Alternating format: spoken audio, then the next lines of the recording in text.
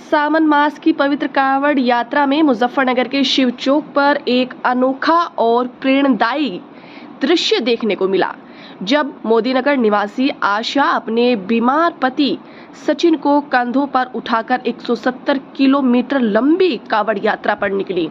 इस दंपत्ति की भक्ति, समर्पण और प्रेम की कहानी ने हर किसी को भावुक कर दिया है। आशा की यह यात्रा समाज के में पति पत्नी के रिश्तों में मिसाल बन गई है, खासकर उन हालिया घटनाओं के बीच जहां वैवाहिक संबंधों को लेकर नकारात्मक खबरें सामने आई है। आशा के पति सचिन ने बताया है कि उन्होंने पिछले 13 वर्षों तक स्वयं पैदल कांवड़ यात्रा की थी, लेकिन इस बार उनकी बीमारी ने उन्हें ऐसा करने से रोक दिया। भावुक होते हुए सचिन ने कहा, कभी मैं अपने पैरों से भोलेनाथ के इस पवित्र रास्ते पर चला करता था, लेकिन आज मेरी पत्नी के कंधों पर यह यात्रा कर रहा हूँ।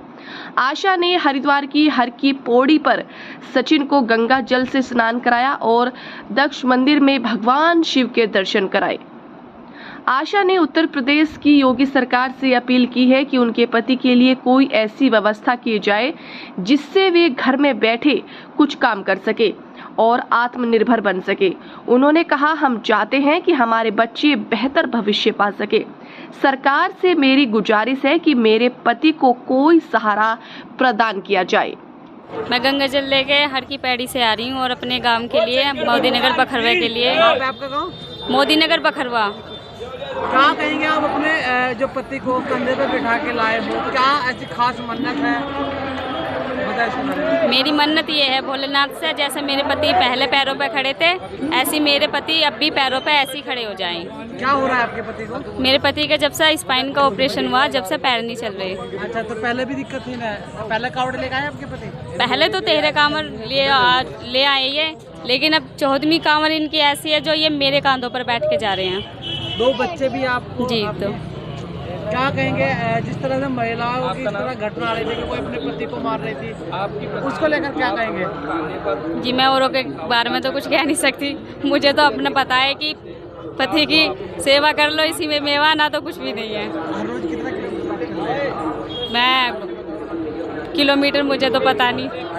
हाँ, जितना चल लेती हूँ, रुक रुक के रास्ते में मैं चल लेती हूँ, पर चलती रहती हूँ मैं। ये नहीं है कि मैं कई घंटे सोगी या बैगी, नहीं, मैं चलती रहती हूँ। अपने पति को लेके चल रहे हो तो बहुत लोग कहते होंगे कांवड़ लेके आ रहे हो। हाँ, बहुत टोकते भी हैं। नु देखियो, बहुत से कहते हैं क्या पत्नी है, क्या नसीब है इसका, इसे कैसी पत्नी मिली है।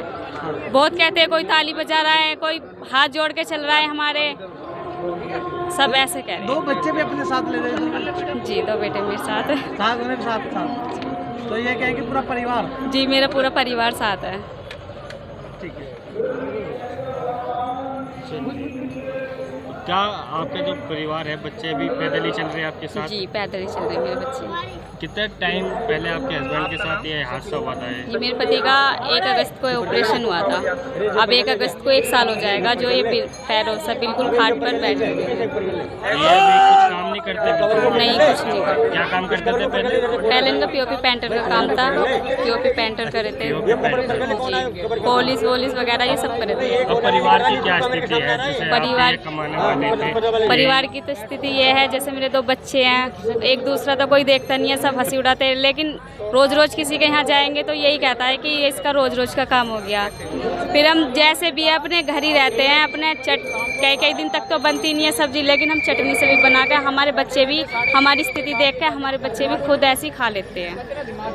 कुछ मदद, इलाज वगैरह कहाँ हुआ है इनका, जो इतना इलाज हुआ? जिनका इलाज आयुष्मान कार्ड बन रहा था तो उससे हो गया था। अगर वो भी ना होता, शायद ये मेरे दौरा मेरे पास भी ना होते।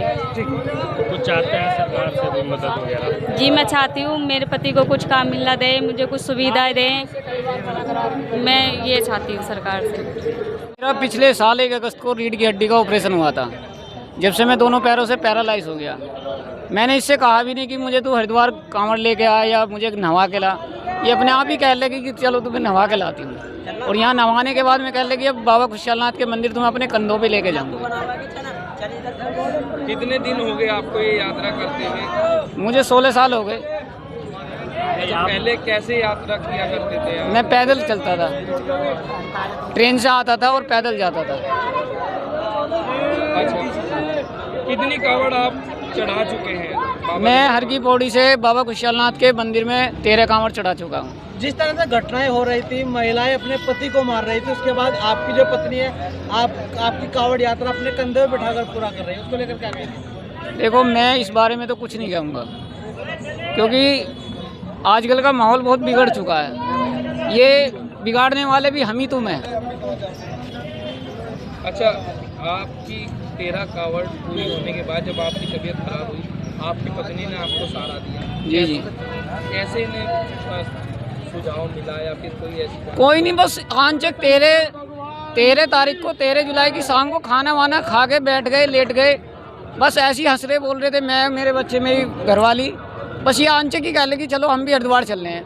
मगर मुझे भी हालत तो देख, मेरे पे खड़ा नहीं हुआ जाता, कुछ नहीं, तू चलो ना, नहा के ले आऊँगी। मगर ट्रेन में बहुत भीड़ है इस टाइम, बिगर मेले के कहती तो एक बार को सोचते भी है किसी की गाड़ी करके ले चलते, नहीं चलना है अभी।